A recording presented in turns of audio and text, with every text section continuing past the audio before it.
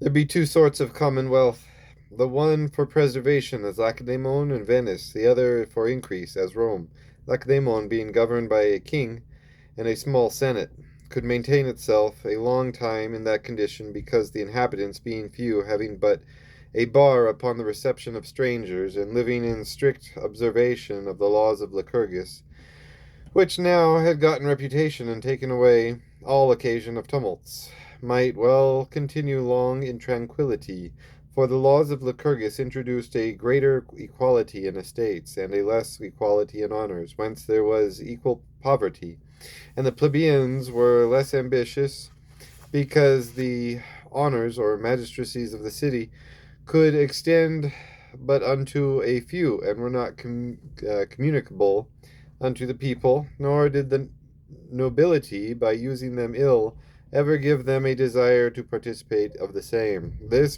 proceeded from the kings, whose principality, being placed in the midst of the nobility, had no greater means whereby to support itself than to shield the people from all injury. Whence the people, not fearing empire, desired it not, and so all occasion of enmity between the senate and the people were barred. But this union happened especially from two causes: the one, that the inhabitants of Lacedaemon, being few, could be governed by the few; the other, that, not receiving strangers into their commonwealth, they did not corrupt it, nor increase it unto such a proportion as was not governable by the few. Venice hath not divided with her plebeians, but all are called gentlemen that be in administration of the government, for which government she is more beholding unto chance than the wisdom of her lawmakers. For many retiring unto those islands where that city is now built, from the inundations of barbarians that overwhelmed the Roman Empire, when they were increased unto such a number that to live together it was necessary to have laws. They ordained a form of government whereby, assembling often in council upon affairs, and finding their number sufficient for government, they put a bar upon all such as, repairing afterwards to the city, should become inhabitants, excluding them from participation of power. Whence they that were included in the administration, and being received upon no other conditions to be inhabitants, had no wrong, and therefore had no occasions, nor were they trusted with arms, and therefore had no means to be tumultuous. Wherefore this commonwealth might very well maintain herself in tranquillity. These things considered, it is plain that the Roman legislators, to have introduced a quiet state, must have done one of these two things: either shut out strangers, as the Lacedaemonians,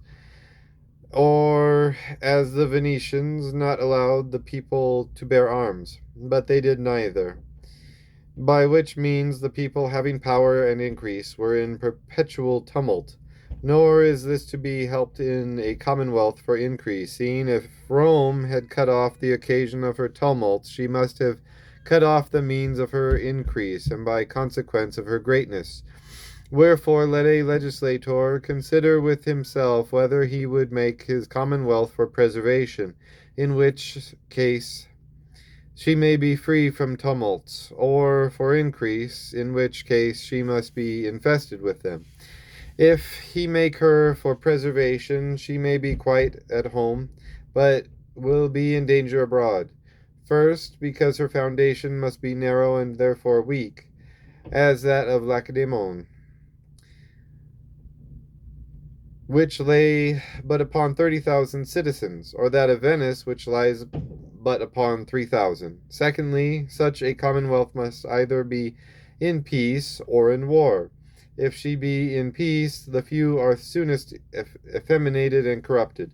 and so obnoxious also unto faction. If in war, succeeding ill, she is an easy prey, or succeeding well, ruined by increase, a weight which her foundation is not able to bear. For Lacedaemon, when she had made herself mistress upon the matter of all Greece, through a slight accident, the rebellion of Thebes, occasioned by the conspiracy of Pelopidas, discovering this infirmity of her nature, the rest of her conquered cities immediately knocked off, and in the turn as it were of a hand, reduced her from the fullest tide unto the lowest ebb of fortune. And Venice, having possessed herself of a great part of Italy by her purse, was no sooner in defense of it, put unto the trial of her arms, than she lost all in one battle. Whence I conclude that in the ordination of the commonwealth, a legislator is to think upon that which is most honorable, and laying aside the models for preservation, to follow the example of Rome, conniving at the temporizing with the enmity between the Senate and the people, as a necessary step unto the Roman greatness, for that any man should find out a balance that may take in the conveniences and shut out the inconveniences of both. I do not think it possible.